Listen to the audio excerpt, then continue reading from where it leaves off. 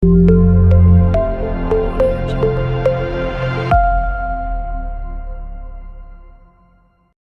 my topic, Ganesha, Fine Arts Class 12th.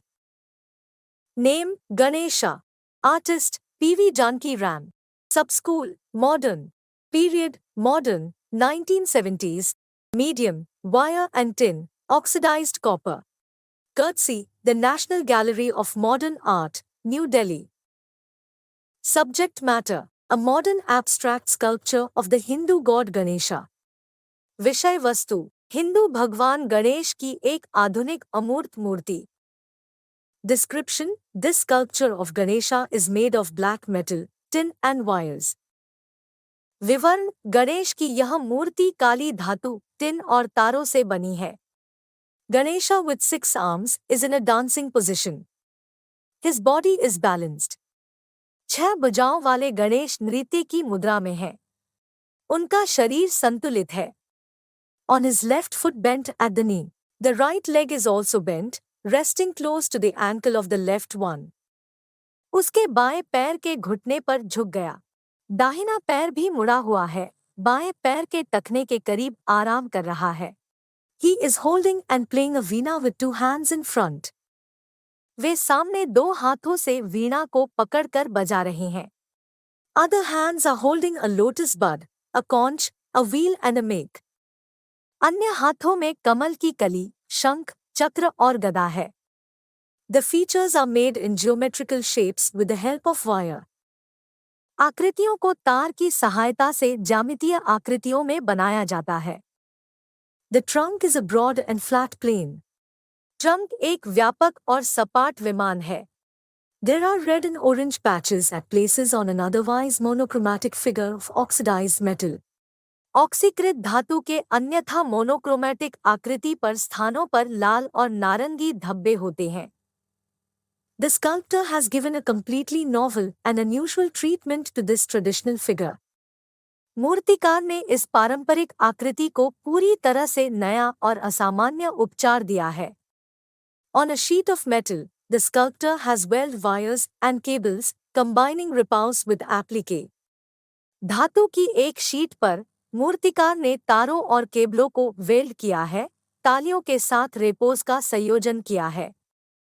This sculpture of Ganesha looks impressive as it has combined all the elements of traditional imagery and ornamentation with a modern abstract style. Ganesh की यह मूर्ति प्रभावशाली दिखती है क्योंकि इसमें पारंपरिक कल्पना और अलंकरण के सभी तत्वों को एक आधुनिक सार शैली के साथ जोड़ा गया है. Though the sculpture is frontal, the concave surface of the metal plate has brought plasticity of 3-dimensionality in its form. हालांकि मूर्तिकला ललाट है, धातु की प्लेट की अवतल सतह ने अपने रूप में 3 आयामीता की नमनीयता लाई है. The ornamentation in simple geometrical shapes has a southern folk influence. सरल ज्यामितीय आकृतियों में अलंकरण का दक्षिणी लोक प्रभाव है. This rhythmic and dynamic form reveals the thoroughness of Janki Ram's craftsmanship as a sculptor. यह लयबद्ध और गतिशील रूप एक मूर्तिकार के रूप में जानकी राम की शिल्प कौशल की संपूर्णता को प्रकट करता है. A metalworking technique in which a malleable metal is ornamented or shaped by hammering from the reverse side to create a design in low relief work. A technique in which smaller pieces of a material are stuck to the bigger one to create designs. एक धातु की तकनीक जिसमें एक निंदनीय धातु को अलंकृत किया जाता है या कम राहत वाले काम में एक डिजाइन बनाने के लिए रिवर्स साइड से हथौड़े से आकार दिया जाता है. एक ऐसी तकनीक जिसमें छोटे टुकड़े होते हैं, डिजाइन बनाने के लिए एक सामग्री को बड़े से चिपका दिया जाता है. P.V. Janki Ram. P.V. Janki Ram, 1930 to 1995, graduated from the Government College of Arts and Crafts, Chennai, with a diploma in Fine Arts, Painting, in 1953 and a diploma in Fine Arts, Sculpture, in 1952. Later, he received an honorary diploma in Sculpture from the Hungarian government in 1973. P.V. Janki Ram. P.V. Janki Ram, 1930 से 1995 ने 1953 में ललित कला, painting, में diploma और 1952 में ललित कला, मूर्तिकला में डिप्लोमा के साथ government college of arts and crafts, Chennai से स्नातक की उपाधि प्राप्त की। 1973 में हंगरी सरकार की मूर्ति। A student of K.C.S. Panikar and S. Dhanpal, Janakiram was an important member of the Madras art movement. K.C.S. Panikar और S. धनपाल जानकीराम मद्रास कला आंदोलन के एक महत्वपूर्ण सदस्य थे। Over the course of his career, the artist developed a unique style in which he used sheet metal beaten with Ripaus work to make two-dimensional, frontal portrait sculptures. अपने career के दौरान कलाकार ने एक अनूठी शैली विकसित की जिसमें उन्होंने द्व्यायामी ललाट चित्र मूर्तियां बनाने के लिए रेपोज वर्क के साथ पीटा शीट धातु का उपयोग किया।